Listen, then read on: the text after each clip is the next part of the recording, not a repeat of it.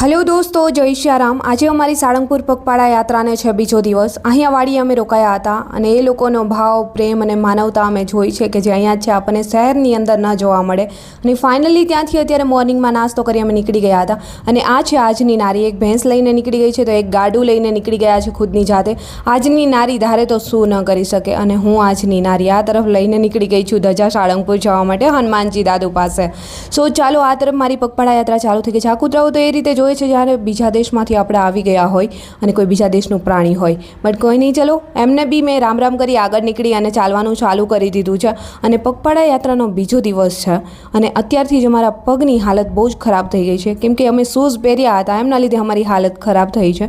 But અમને બીજો કોઈ જ પ્રોબ્લેમ નથી આવ્યો આ રસ્તામાં। ઘણા કમેન્ટ્સ કરીને પૂછે છે કે તમારો છે સાળંગપુર ચાલીને ગયા એક્સપિરિયન્સ અમારી જોડે શેર કરો। અમારા એક મિની વ્લોગ અને ફૂલ વ્લોગ જોઈ લેજો જેથી ખ્યાલ આવે। રસ્તામાં વાડી આવી ગઈ છે, મેં ફ્રેશ થવા માટે ત્યાં ગઈ અને હાથ પગ ધોઈ થોડી વાર રેસ્ટ કરી અને આગળ નીકળ્યા।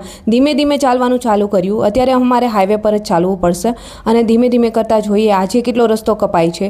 અત્યારે છે અમે જે આગલી રાત રોકાયા હતા દહેરા, ત્યાંથી અત્યારે પહોંચવા આવી ગયા છે કમલાપુર। આ કમલાપુરમાં પહોંચી મને થોડી ભૂખી લાગી હતી તો નાસ્તો કંઈક આ રીતે કરી ત્યાં રેસ્ટ કર્યો અને થોડી વાર પછી અમે આ જ રીતે ચાલવાનું ચાલુ કર્યું। બટ આ તરફ મેં એક વસ્તુ ખાસ નોટિસ કરી છે કે રસ્તામાં મળતા માણસો એટલા માયાળુ દયાળુ કહી શકાય કે જ્યાં પણ બપોરનો સમય થાય ત્યાં અમને બપોરના સમયે બપોરે આરામ કરવા અને જમવા માટે રોકી લે છે અને સાંજનો સમય હોય તો સાંજે। અત્યારે બપોરના સમયે અમે લોકો પહોંચી ગયા હતા કડુકા, થોડું દૂર છે, વચ્ચે આ ગામ કયું છે મને નથી ખબર, પણ રસ્તા ઉપર એક વાડી છે। રસ્તામાં પહોંચ્યા હતા, એક ભાઈ અમને મળ્યા હતા અને એ જ અમને એમની વાડીએ રોકાવા માટે બપોરના સમયે જમવા માટે અને રેસ્ટ કરવા માટે લઈ ગયા હતા। અને આ છે એમના ભાભીનું બેબી, એમની જોડે મને ખૂબ જ મજા આવી છે। અહીંયા આવીને બાળકોને રમાડવાનો કોન્ટ્રાક્ટ મેં રાખી લીધો છે। કોઈ નહીં, ચલો એમને રમાડી અને થોડી વાર રેસ્ટ કરી જમી અને અમે ત્યાંથી નીકળી ગયા। થેન્ક યુ સો મચ મયુરભાઈ, તમે આ વ્લોગ જોઈ રહ્યા હોય તો ખૂબ જ તમે અમને સારી રીતે જમાડ્યા છે અને જે માનવતા અને સાથે બેસીને જે જમવાનો અનુભવ હતો એ બહુ સારો હતો। ખરેખર આ સાઈડના માણસો દયાળુ, માયાળુ, પ્રેમ અને લાગણી જોવી હોય ને તો એકવાર તમે પણ ચાલીને જજો કોઈ બી યાત્રાએ।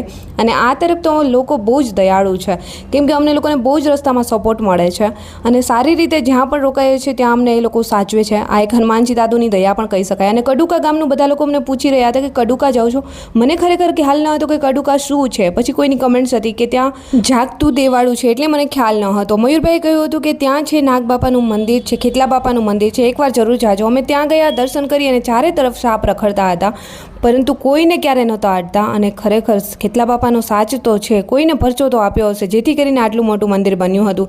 ત્યાંથી દર્શન કરી અમે ધીમે ધીમે ચાલતા થયા, ધીમે ધીમે રસ્તામાં વિશ્રામો ખાતા ખાતા પહોંચી ગઈ અમલાપુર। ત્યાં અમને ખૂબ જ જમાડ્યા અને અમારી મહેમાન ગતિ કરી। સો આજનો મિની વ્લોગ અહીંયા જ કરીશ સમાપ્ત। જલ્દી મળીશું ન્યૂ મિની વ્લોગ સાથે। જય શ્રી રામ દોસ્તો।